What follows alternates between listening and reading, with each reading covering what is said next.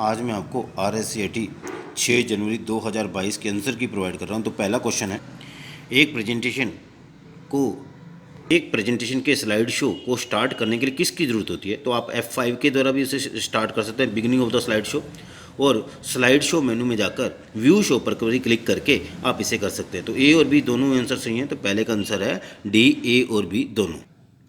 निम्न में से आप किस प्रोग्राम को विंडो 10 में अनइंस्टॉल कर सकते हैं। तो विंडो में प्रोग्राम को अनइंस्टॉल करने के लिए सेटिंग विंडो 10 में सेटिंग में ऐप्स एंड सर्विस में जाकर भी अनइंस्टॉल कर सकते हैं, और कंट्रोल पैनल में प्रोग्राम्स में प्रोग्राम एंड फीचर पर जाकर भी अनइंस्टॉल कर सकते हैं। तो आंसर आएगा दूसरे का ए और बी दोनों सही हैं, दूसरे का है डी।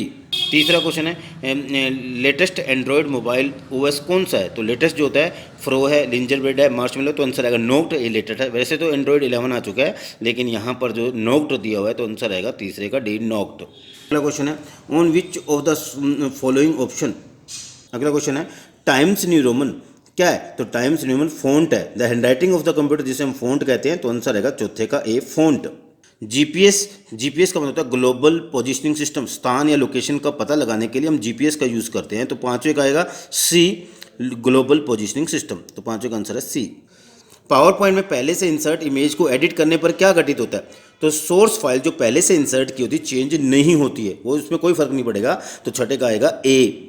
सातवां क्वेश्चन है, निम्न में से किस अवसर पर राष्ट्रीय मतदाता पोर्टल की। तो राष्ट्रीय मतदाता दिवस पर इसे लॉन्च किया गया था।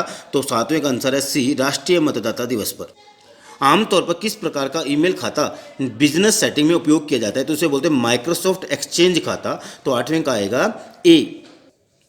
एक्सेल वर्कबुक जो होती है किसके संयोजन से बनती है। तो एक्सेल वर्कबुक जो होती है वर्कशीट और चार्ट दोनों से मिलकर बनी होती है। तो नौवें का आएगा डी, वर्कशीट और चार्ट। इनमें से कौन सा वैलिड प्रोजेक्टर कनेक्टिविटी नहीं है।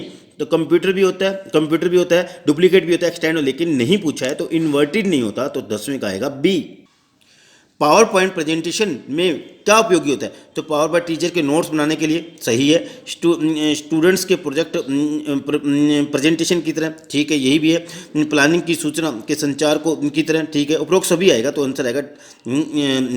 आंसर आएगा 11वें का डी, उपरोक्त सभी। 12 है, निम्न में से कौन सा मेलिंग शिष्टाचार के रूप में नहीं माना जाता। तो नहीं के रूप में माना जाता है।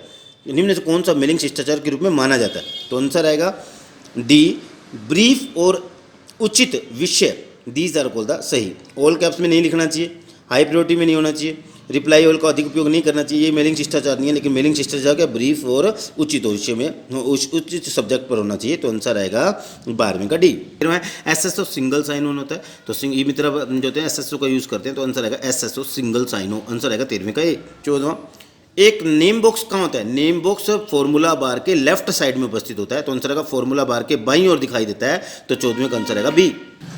HDMI में HD किस होता है, हाई डेफिनेशन मल्टीमीडिया इंटरफेस होता है। तो आंसर आएगा HD हाई डेफिनेशन। तो आंसर आएगा 15वें का सी। WWW का पूर्ण वर्ल्ड वाइड वेब होता है। तो आंसर आएगा 16वें का बी। निम्न में से कौन सा ऑपरेटिंग सिस्टम मल्टीटास्किंग को वास्तव में लागू नहीं करता। तो मल्टीटास्किंग विंडो 98 भी होती है, विंडो NT भी होता है, विंडो XP। मल्टीटास्किंग होता है एक से ज़्यादा काम को करना एक साथ, मल्टीटास्किंग बोलते हैं, मल्टीपल टास्क को परफॉर्म करना। लेकिन जो हमारा MS होता है सिंगल यूजर है, ये सिंगल टास्क को परफॉर्म करता है। तो आंसर आएगा 17वें का डी।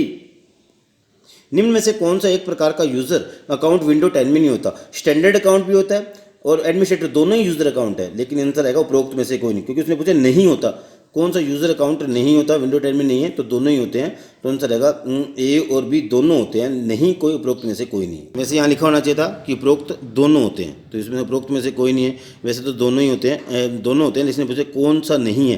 तो आंसर आएगा 18वें का डी, उपरोक्त में से, क्योंकि ये तो दोनों होते हैं, ये नहीं तो नहीं होते। तो आंसर आएगा डी। EPDS में विस्तृत नाम क्या होता है, इलेक्ट्रॉनिक पब्लिक डिस्ट्रीब्यूशन सिस्टम। तो यहाँ पर ई का नहीं दिया हुआ, लेकिन PDS का पूछा है पब्लिक डिस्ट्रीब्यूशन सिस्टम। तो आंसर आएगा सी, 19वें का सी। 20वें है, विंडो में स्टार्ट बटन का उपयोग किसके लिए किया जाता है। एप्लीकेशन लॉन्च सही है, डिवाइस सेटिंग के लिए सही है, सिस्टम को बंद करने के लिए, सारों के लिए करते हैं। तो 20वें का आएगा डी। विंडो 10 में एक सॉफ्टवेयर इंस्टॉल नहीं किया जा सकता, कहाँ से। इंटरनेट से कर सकते हैं, विंडो कर सकते हैं, CD DVD से भी कर सकते हैं, लेकिन वर्ड फाइल से नहीं कर सकते, क्योंकि वर्ड फाइल जो होती है एक्सटेंशन .docx होती है, जबकि इसे इंस्टॉल नहीं कर सकते। तो उसने नहीं पूछा, नहीं किया जा सकता, तो वर्ड फाइल से नहीं किया जा सकता। तो 21वें का आंसर है डी। राष्ट्रीय मतदाता सेवा पोर्टल के संदर्भ में EPIC कहते हैं, इलेक्शन फोटो आइडेंटिटी कार्ड होता है। तो आंसर आएगा 22वें का चुनाव फोटो पहचान पत्र, बी आंसर आएगा 22वें का।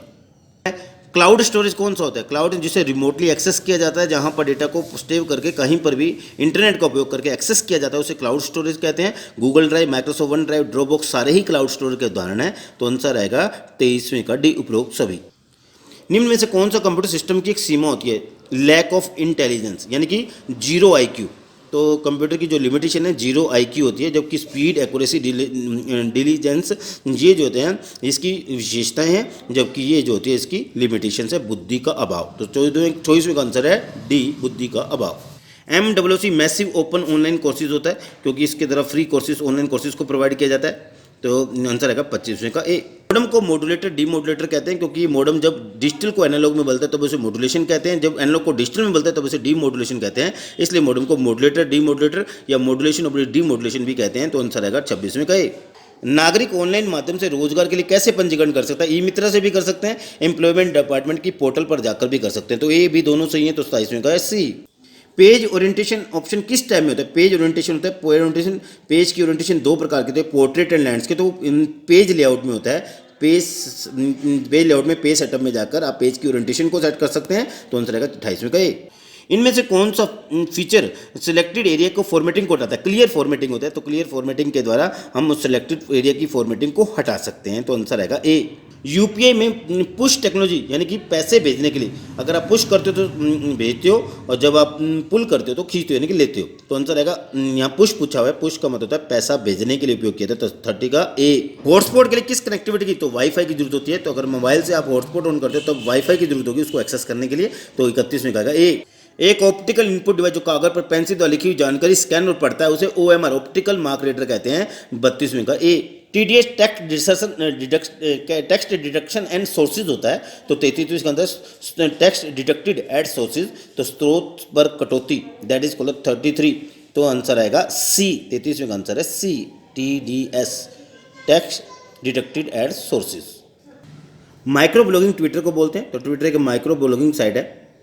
तो आंसर आएगा 34वें का ए। निम्न में से कौन सा ऑपरेटिंग ग्राफिकल यूजर इंटरफेस का उदाहरण है? विंडो 8 भी ग्राफिकल और GUI है, मैक OS ये भी GUI है, लिनक्स भी GUI, जबकि यूनिक्स जो होता है एक मल्टी यूजर है बट CUI ऑपरेटिंग सिस्टम होता है। तो 35 का बेल लैब्स में बनाया गया।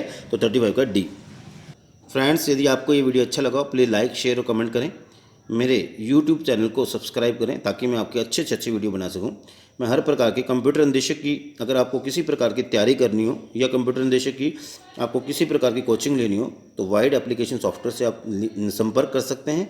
और यहाँ तक अगर आपको कोई कंप्यूटर से रिलेटेड किसी भी प्रकार के कोर्सेज से रिलेटेड कोई इन्फॉर्मेशन प्रोवाइड करनी हो, चाहिए हो, तो आप हमारे सेंटर वाइड एप्लीकेशन सॉफ्टवेयर से लिंक कर सकते हैं। Thanks for watching my YouTube video. If you like it please share, comment and subscribe my channel. Thanks.